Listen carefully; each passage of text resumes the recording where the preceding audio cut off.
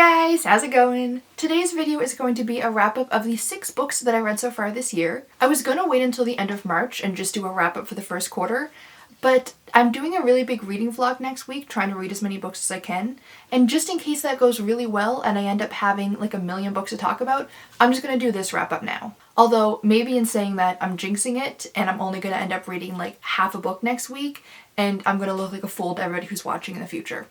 But you know what? We'll find out in a week. There'll be timestamps for each book in the description if there's a specific one that you're interested in, or a specific one you want to skip, I guess. I do want to take a second first to talk about how I come up with the ratings. I promise I'll make it quick, but there's a specific book rating coming up that I feel the need to over-justify, and if I just explain how I come up with my ratings, it's just going to make so much more sense. Also, I just always find this interesting. So here is my rating setup. I have it split into 4 categories that I rate on a scale of 0 to 5. 0 is I hated it, 1 is I disliked it, 2 is neutral, 3 is just fine, 4 is liked, and 5 is loved. My final rating is always out of 10 just because I feel like that's the most specific and feels most accurate to me, but I do a 5-point scale for my categories. I'll do a 0.5, like if it's somewhere between liked and loved, I'll do a 4.5, but anything more specific than that I just find leads to overthinking and indecision, so that's how I work it out. My 4 categories are plot, which is the premise and overall plot, including plot twists, predictability, plot holes, resolution, or how well it lived up to the premise. Characters, how strong the characters are. Depth, character voice, whether each character felt unique, their authenticity, likability, good or bad, etc. Writing, how well written or well crafted the story is. Writing style, voice, emotion, uniqueness, easy to follow, grammar, formatting, etc. And 4th is enjoyment, how much I enjoyed the story overall, the reading experience, investment, whether it kept my interest throughout, or how much fun I had. That is definitely the most subjective category, but because I read for enjoyment, I feel like that is worth 25% of the weight of a rating. And then I have a section for bonuses and penalties. Bonuses, extra points for tropes I love, good representation, personal preferences, or any extra things that I wanted to award points to that don't fit into any other categories. And penalties, points deducted for tropes I hate, problematic elements, things that really bothered me, or anything extra I disliked that doesn't fit anywhere else. To get my final rating, I get the average of the first 4 categories, multiply it by 2 to make it out of 10, and then add or subtract the bonuses or penalties. The first book I read this month was The Sinister Booksellers of Bath by Garth, which you may notice is not the book that I'm holding up right now. This is the first book in the series, The Left-Handed Booksellers of London. I don't own the second one, I borrowed it from the library, and I haven't decided if I want to purchase it yet. I won't get into specifics of the plot because obviously it's going to spoil the first book, but the series overall is about Susan, who is a mortal, who gets wrapped up with Merlin St. Jacques and his group of mystical booksellers who are kind of guardians and peacekeepers of the magical world that's like beneath this slightly alternate London in the 1980s. In the first book, they're mostly trying to solve the mystery of who Susan's father is, whether he's a human, a magical being, something in between, and Merlin is trying to solve the mystery of who murdered his mother. Was it something mundane like they suggest, or is it something magical related to this other world? In the sequel, we know who Susan's father is, she's kind of dealing with that, although not really, and we don't care anymore about Merlin's mom, that's old news. Now it's kind of just shenanigans with magical beings. I gave the second book a 7.25 out of 10. I will say though that is almost entirely based off of characters and the author. I love Garth, he's one of my favorite authors, I just love his writing style so much, I love the worlds he creates, like he's one of my auto-read authors. So I am going to scoot a little bit higher just because I really love his writing style. And the characters in this book specifically are so fun. Susan is so punky and cool, and she's artsy, and she gives a little bit of a shit, but not always. And Merlin is flirty and fun. He's gender fluid or gender non-conforming. In the first one, he specifically says that he is a boy for now, but he accepts other pronouns. Like one day Merlin is going to be dressed like a biker gang dude, the next day he's dressed like a Jane Austen character, female character. The plot of the second book though, could not care less about it. I liked the premise overall because I like magical shenanigans. I'm going to be vague for spoiler's sake, but the stakes are very high. Someone is dying, there's a murder rampage going on, ritual killings, all this stuff. And then it's almost like the villain just changes their mind about a really key aspect of the danger that just really fizzles it out kind of quickly right before the climax. And then there's a second big thing going on that's more like emotional and character based, this other big thing that's boiling over, and then it gets solved off the page and the character just kind of comes back and says, yep, I handled it, everything's fine, no consequences. And I know that that means that the consequences are going to be in the third book. Plot-wise, it's very much the second book in a trilogy in all of the worst ways. But because I love the series, I love the world building, I love the characters, the writing style, I love all of that, it is still a 7.25 out of 10. But just know, if you go into it, adjust your expectations for the plot to the floor. The second book I read was The Odds by Lindsay Puckett. This is the story of Begonia, a young girl who grew up in a magical nursing home where everybody has oddities, basically just magical weirdness. But if you don't get your oddity by your 11th birthday, your mind gets wiped and you get sent to be with the normies, basically. Begonia's 11th birthday is just a few days away. She hasn't gotten her magical oddity yet. The nursing home is in some pretty serious trouble. And on top of all of that, she's dealing with her chronic pain and disability. This is the one that I need to over-justify. Because yes, Lindsay Puckett is a fellow author tuber, I consider her a friend, and sometimes when you're reading a friend's book, it's hard to set that bias aside. Because let's be honest, I probably will enjoy a book more if I already have like love and admiration for the author. That's what I was just talking about with Garth. Because I love him as an author, because I know I love his writing style, I'm liking his book more because I have that bias in the back of my head. And with AuthorTube specifically, there is an extra fondness to a book when you've watched it come to life. On the other hand, it also makes it more disappointing when you don't love that book because you had such high expectations, you had so many hopes for it, you had this version of it in your head, and it falls short. Either way, I'm not going to sit here and lie and adjust my rating to say that I liked something more or less than I did just because it's unfair to other books that I've read. I try to set the emotions aside a little bit and look at it as objectively as you can for a book rating, but there is going to be a little bit of that. That being said, I need you to understand. This was the easiest 10 out of 10 I have ever given in my life. That's actually not even true because I didn't rate this 10 out of 10. I rated this 13 out of 10. I originally was very conservative with it, and the lowest I could possibly force myself to rate it was 12 out of 10.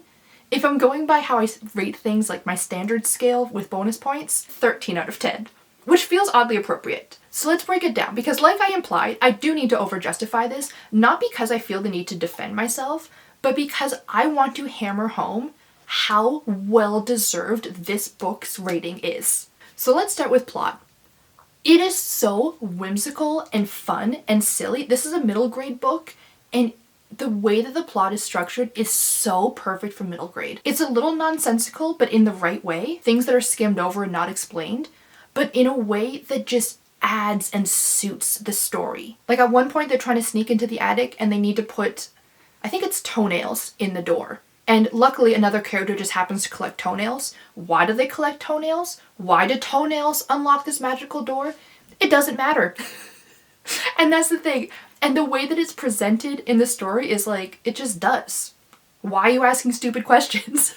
So it's that kind of plot where some of it is just so absurd, but this is an absurd book. This is ridiculousness for all of us weird kids. And even though there is so much nonsense and silliness, it is still a cohesive plot. It all fits together. Everything feels earned. It's not just like, oh, and we just solved this mystery just because it's convenient. Like, every step of the way makes enough sense. That's a 5 out of 5. I loved the plot. The characters, so wacky, so lovable, so endearing, and not lovable like they always do the right thing. Like Begonia is a little menace sometimes, and I love her for it. She has chronic pain. Of course she's going to be cranky sometimes. She's a child. Of course she's not going to always realize how her actions are affecting other people. Every single character, even if we only see them once or twice, feel special. Like all of her grandparents, she has I think like 50 something grandparents because of the nursing home, have their own like weird abilities. There's one who picks his nose. If you know, you know. But it's so much fun. Like every single character, they suit the novel so well. And also, Begonia's nickname is Bug. As a fellow bug, I have to give her 5 stars. The writing, The voice, holy shit. Like, the narrator, I could practically hear them. It was so voicey. I read this mostly in bed, and it legitimately felt like I was being read a story by the most fascinating character. And by character, I mean like an eccentric weirdo who, like, when people describe them, they're like, oh, that person? Yeah, they're a character. You know what I mean? And I feel like they would be wearing a ridiculous outfit, a really strange hat, and they'd have like an accent that you just can't quite place. For this type of writing style, I usually compare to Lemony Snicket, which is the highest praise I can possibly give. It's like the narrator themselves are a character, and they're bringing so much to life through the story just by telling you what's happening. I think Lindsay has surpassed that standard. There was just something about the way that the narrator narrated. It was so unbelievable and just added so much on top of already an amazing story. Again, there is no feasible way I can rate this writing style anything less than a 5 out of 5. It was on another level. And then the fourth category, enjoyment. Again, there is no possible way that can be anything less than a 5 out of 5. The amount of times that I realized my face hurt from smiling so much while reading this, ridiculous. And the amount of times that I would reread a line or a paragraph just because it just hit so perfect, or I just wanted to experience it again right away. I felt like I just had such a magical time reading this story. Like, everything about the book was amazing, and the way that it made me feel, like, I felt like a little kid falling in love with reading for the very first time again. Why am I crying? But if I'm getting teary just talking about how much I enjoyed this book, how is that not perfect? And now for the bonus points, because like I said, I did end up technically rating this a 13 out of 10. One bonus point because this had my all-time favorite trope, which I will not give away because it's part of the ending. When I say my all-time favorite trope, like, this is my all-time favorite trope. Anytime I come across it in any story, it's at least one extra bonus point, and this one was executed so well, and I never saw it coming, which is bonkers. Like, I didn't even have the slightest suspicion until literally the paragraph before it's revealed. Like, I was reading that paragraph, and after like the first sentence or something, I was like, wait,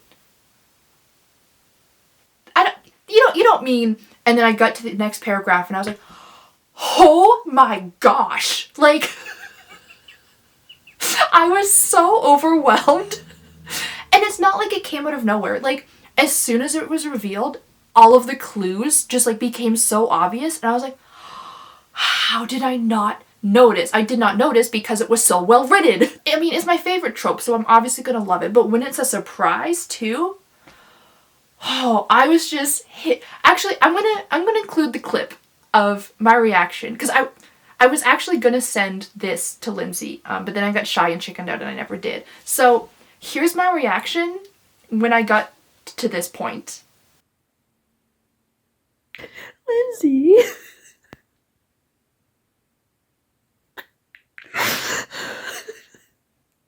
It's so good. It's so good. So yes, not only was it my all-time favorite trope, but I didn't see it coming despite how many clues there were. Like, it was right under our noses. So obviously that's a bonus point. In any other book, that would probably be like 1.5 bonus points. A bonus point for the trope and an extra little bit because of how like shocking it was. But we're trying to be reasonable here. I can't give this a 500 out of 10. One bonus point just for how many times I cried. Anytime a book can make me cry, I feel like it earns bonus points, because if I can get that emotionally invested in your story, whether it's happy tears, sad tears, just I don't know what the heck is going on tears, and this book had all of the above. It had so many tears. Happy tears, proud tears, sad tears, angry tears, all of the tears. So obviously that deserves a full bonus point. So now we're at 12 out of 10, and I haven't even mentioned the incredible disability and chronic pain rep, and the fact that it actually impacted the story too. It wasn't just, not just, I feel like with representation, even lesser representation is important just because we have so little of it. But in this, it's really well done and prominent representation. Like, it's not the whole focus because you are more than your disability, but also you can't always separate you and your disability. They're one and the same. Like, there was a couple times where the plot had to kind of stop because Begonia was having an episode or was in bed and couldn't function.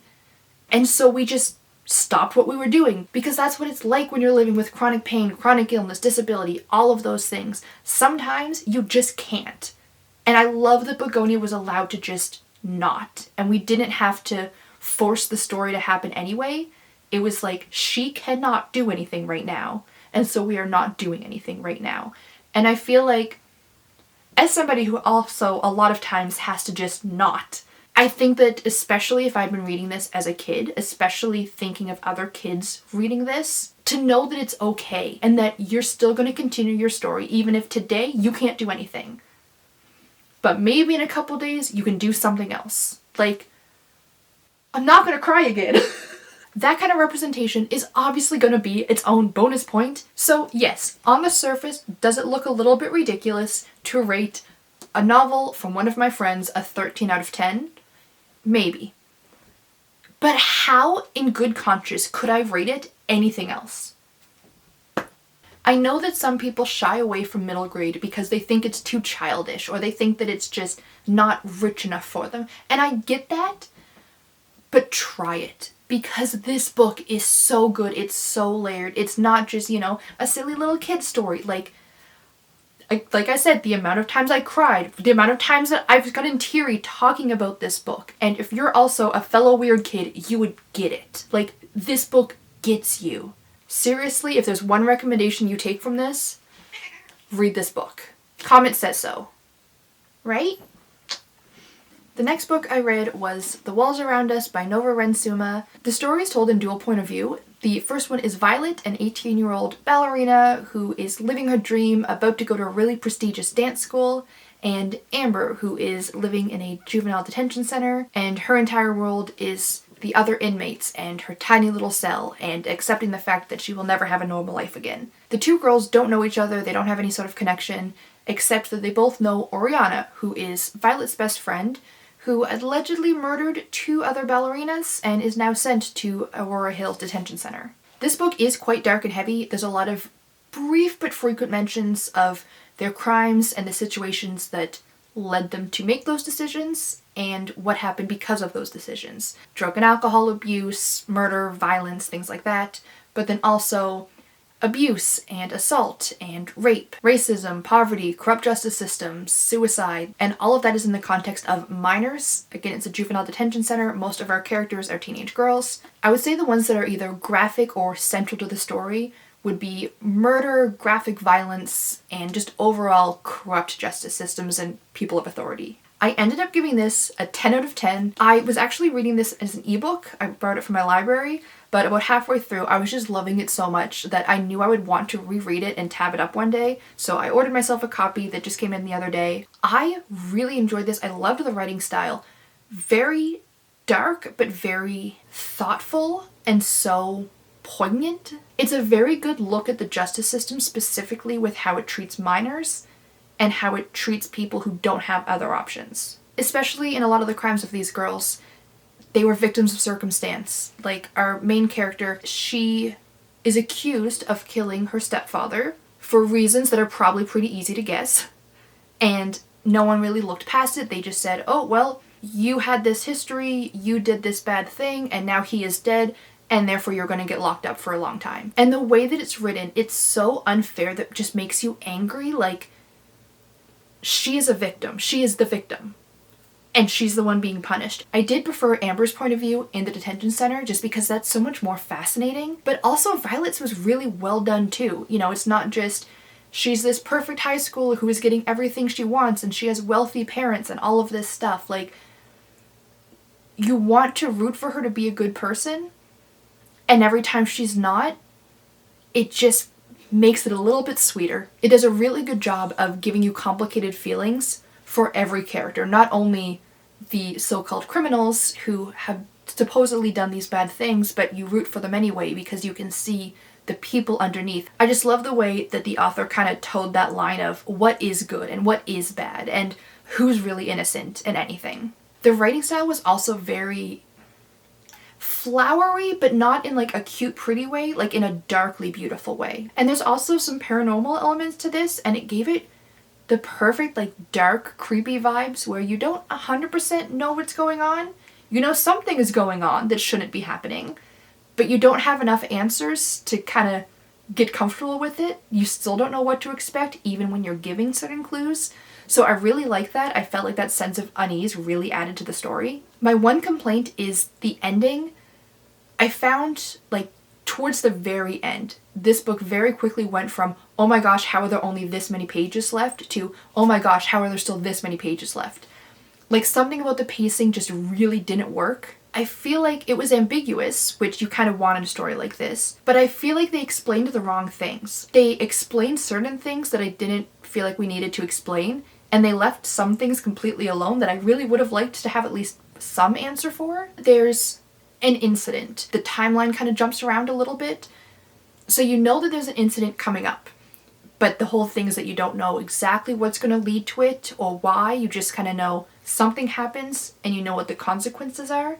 And as you're getting closer to when you know that thing is going to happen, it's building up that anticipation. You think like, okay, I'm finally going to figure it out.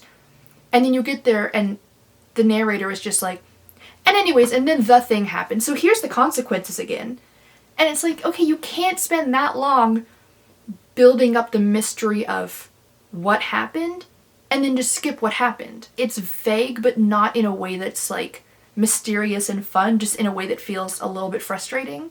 But the ending, the aftermath of the things that we learn was so cool. There's, again, a paranormal element that is hard to predict, and I really like that for this style of story, especially this writing style, where you don't know what's going on, but you're happy to just sit back and watch. So I'm still giving it a 10 out of 10, but if certain elements of the ending were different, it would have been perfect. The next book I read was Hollow Pike by Juno Dawson. Our main character is a teenage girl named Liz who moves to Hollow Pike. She moves in with her sister to escape bullying and drama from her old school. But once she gets there, she recognizes the woods from a reoccurring nightmare she's been having where somebody's trying to kill her. And now there's murder, folktale of witches, and ritualistic killings, and more high school drama. Trigger warnings for homophobic bullying, brief mentions of suicide and rape, mostly in an offhanded, like, teenagers making inappropriate jokes way, murder, and religious fanaticism, specifically about witch trials. This was okay. I gave it a 6.5 out of 10. It is my least favorite Juno Dawson book so far. To be fair, I think this is her first book, maybe her second. All of her recent things I've absolutely loved. I don't think I've rated anything else by her less than a 9 out of 10. This one was just too teenager for me. And for some reason, I didn't realize that this was about teenagers.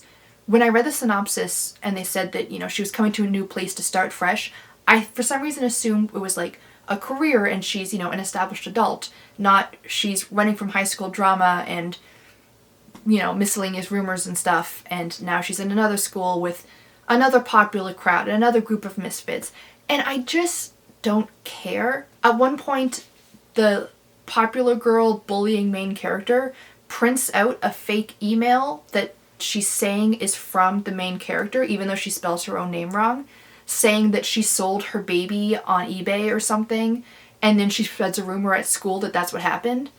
Like, I just don't care about that kind of childish antics, and it doesn't feel impactful to me as somebody in my 30s who never gave a shit about high school drama when I was in high school. I like that there's a handful of queer characters in here, although the two bisexual girls that are in a relationship are constantly called lesbians. It's not in a bi-erasure kind of way, it's more in like a narrow-minded classmates trying to bully them kind of way and just calling them the lesbians. But I know some people that's a big pet peeve of theirs, so I just thought I'd mention it. Overall, this book was fine. I had some fun, but I'm not going to reread it, and maybe I would have enjoyed it much more when I was in high school. The plot was definitely far-fetched, but you kind of know that going in. Like, she shows up to these creepy woods and thinks, I recognize that tree from my dreams. Like, you'd have to suspend your disbelief a little bit, but as soon as you do, it's fine. And there's this, you know, big spooky conspiracy going on. And you have to just accept that too. I feel like for a book like this, where the premise is already a little bit out there, I don't find those kind of things really an issue. I will say, our characters I mostly liked. I liked the group of outcasts, because of course I did. I couldn't care less about the main love interest. He's just, oh, he plays a sport, but he used to also be smart, and he is nice? Okay. Oh, and he's cute. Okay. Maybe it's because I'm a 30-year-old lesbian, but the fact that he is slightly good looking, plays a sport, and used to be kind of nerdy does not add anything. I don't care. And the fact that she is so obsessed with him is just annoying. As far as writing goes, I did like it. It wasn't as dark as other Juno Dawson books, but it definitely didn't shy away from exploring certain things and getting a little bit dark and weird. All in all, it definitely wasn't a bad book. I'm so glad I read it. There were still some parts that I really enjoyed, but I'm not going to reread it, and like I said, I gave it a 6.5 out of 10.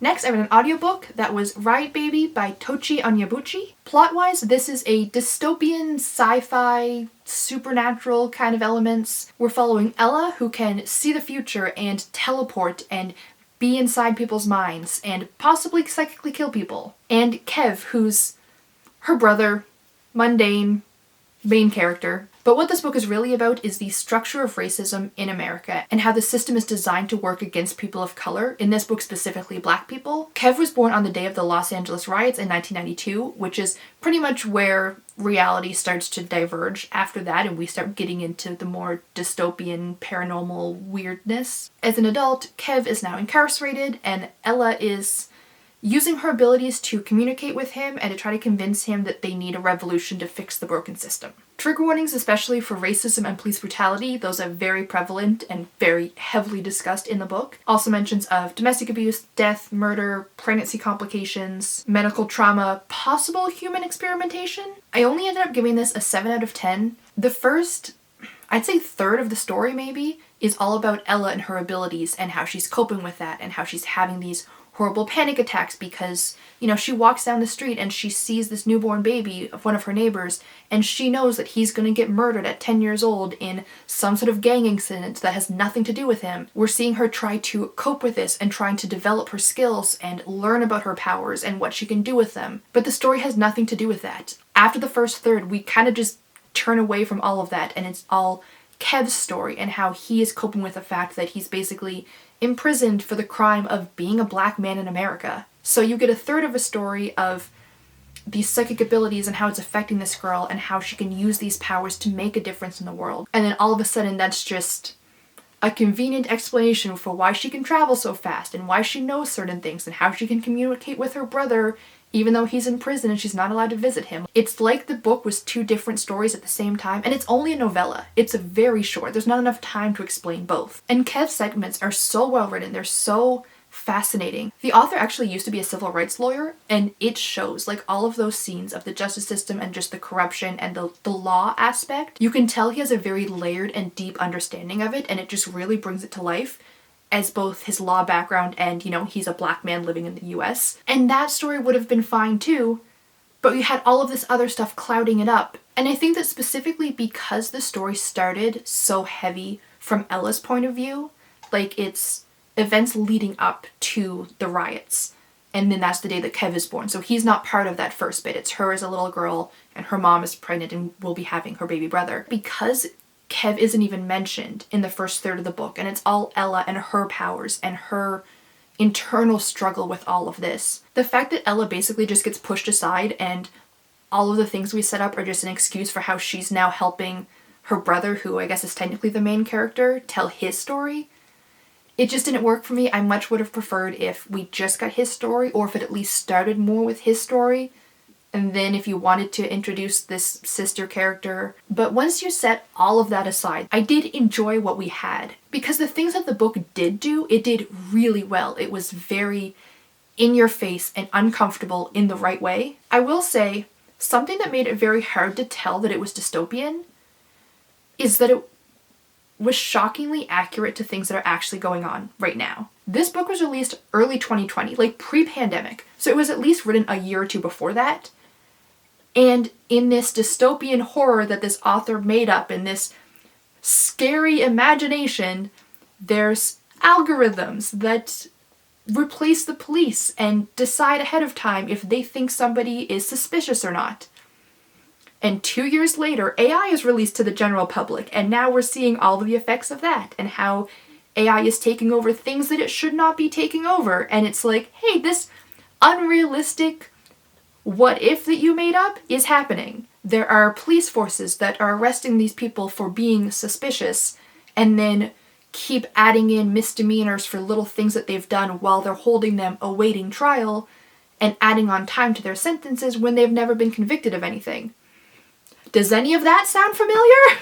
And then the prisoners that do end up getting freed or released, or that their cases finally fall apart, they get these jobs where they have to work in these special facilities, and they say that they're doing, I think it's like repairs for people's like robotic arms and stuff. Again, we're kind of leaning more into the sci-fi stuff by this point. But then you find out, oh, actually those parts aren't being made to help people with, missing limbs or whatever disabilities.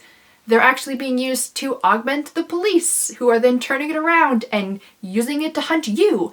And it's just too many things that are too real. And it makes it really hard to tell that this was dystopian because our world has become that way. I wish that this was 2 books because I loved both parts. They just didn't mesh together, and they didn't get enough time to be on their own because you have 2 completely different stories fighting for time in a novella. This either should have been a full-length novel where you can really do both, or 2 novellas. I feel like these 2 stories individually are like an 8.5 out of 10 each, but because they were combined, my rating for the book has to be a 7 out of 10. And the final book that I've read so far this year was The Scammer by Tiffany D. Jackson. We're following our main character Jordan, who had very strict and controlling parents who are appalled that she, at the last minute, decided not to go to Yale and is instead going to a prestigious, historic Black university. She says her reasoning is that she's tired of being one of the only Black people and wants to finally fit in for once. And at first everything is going great. She has her dorm and her roommates, which are amazing. And then one of her dorm mates asks if her brother can stay with them for a little bit. He's recently released from jail. It was a credit card fraud or something like that. And he's just trying to get back on his feet. And he's friendly and he's charming and he helps out around the house. So they all agree. And then he starts educating them about the real world and manipulating them and controlling them. And soon it's essentially a cult. Trigger warnings for racism, police corruption, abusive relationships, not just romantic, cults, drugging, implied attempted rape, violence, murder, suicide, and implied eating disorders. I will say, if you have personal experience or sensitivity to abusive, controlling relationships, go into this one very carefully because it is well written. Those scenes are so authentic, especially if you've been in one of those situations yourself. The way that the author writes it, it's so obvious what is happening. Like, you can tell the very earliest warning signs, the little things that this character is doing, what he says, how he says it. You can tell exactly what it is. But the characters fall for it, and you can understand why the characters are falling for it. Why every little step is just a little bit more of a nudge until it's way too late and they're off the cliff. You're just powerless to watch it and understand why it's happening. I found, for me at least, I was sucked back into old mindsets very harshly, like way more than I expected. Like, genuinely very well written, but if that is something that is at all triggering to you, it is almost too well written. So just be prepared, do what you gotta do, or skip this one. Tiffany D. Jackson has so many other great books. I ended up giving this an 8.5 out of 10. One thing that I've really loved about all of Tiffany D. Jackson's other books that I've read are that there's always some sort of hidden element. Like, there's a twist at the end that recontextualizes all of the beginning. For this one, the reveal was probably my least favorite out of any I've read from her so far. It didn't make sense. I don't think it justified any of the characters' actions. When you go back to look at previous things, they now don't make sense, given the new knowledge. And it just kind of felt weak compared to how impactful her other reveals have been. I also didn't like the main character as much. I found she was kind of too all over the place. And even once we get the justification at the end, I don't feel like it explains it. For this type of story, it's okay if your main character is kind of unlikable, because it's presented in a way that they're a flawed human being who is reacting to trauma. So it's okay if they're not going to be doing the right thing or being nice and friendly and all that stuff all the time. But our main character was just too inconsistent. The way that she treated other characters just made no sense, and especially her and the love interest, I didn't like at all. It's not that I didn't like the love interest, like he was fine, I guess, but I hated their relationship, especially because he didn't want to be in a relationship because of something that happened to him in his past. It's a spoiler, I won't get into it. He reveals to her eventually what the secret is and why he's afraid to be in a relationship. And it's very similar to certain situations that she's in. And instead of being honest about that, she just convinces him to date her anyways. I will say, as far as the plot goes, one thing that you have to suspend your disbelief for is how quickly the cult forms and grows, because these things are usually very slow. It's a slow build of trust, slowly bringing other people in, etc. But because the story has taken place over like a semester in college, it makes sense that they're speeding up the timeline of what would actually make sense.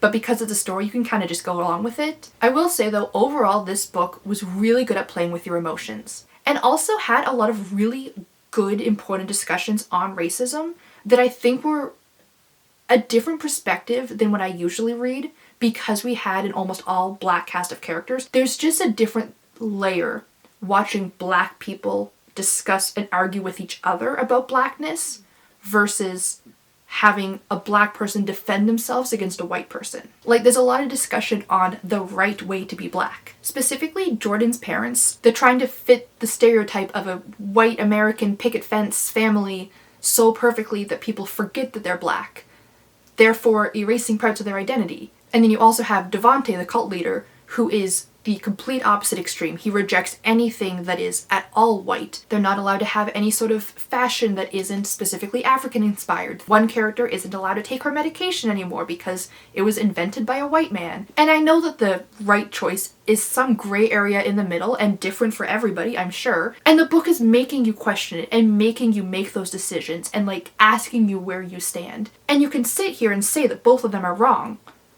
But as a white person, who the fuck am I to say what way of being black is wrong? It's very well done, and like I said, uncomfortable in a very good way. So on one hand, I would highly recommend this book. I think it's important. I love the discussions. I love the way it makes me think.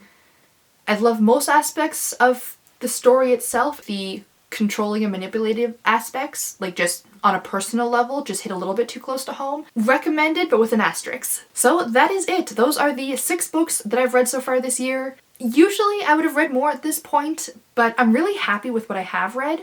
I've read a couple books from my favorite authors. I've read a couple of new favorites. Even the books that I didn't love, I still got something and got some really good enjoyment out of them. So I'm happy with that. And like I said, next week I'm going to be doing that reading vlog, so maybe I'll find even more favorites. Or like I said, I'll read one book and then never read anything else ever again. On that note though, I am going to end the video here. If you guys enjoyed it, please click the like button to let me know, and subscribe to stay up to date for the rest of my videos. I post new videos once a week, usually reading or writing related. So I hope to see you guys next time, and until then, have a great day. Bye!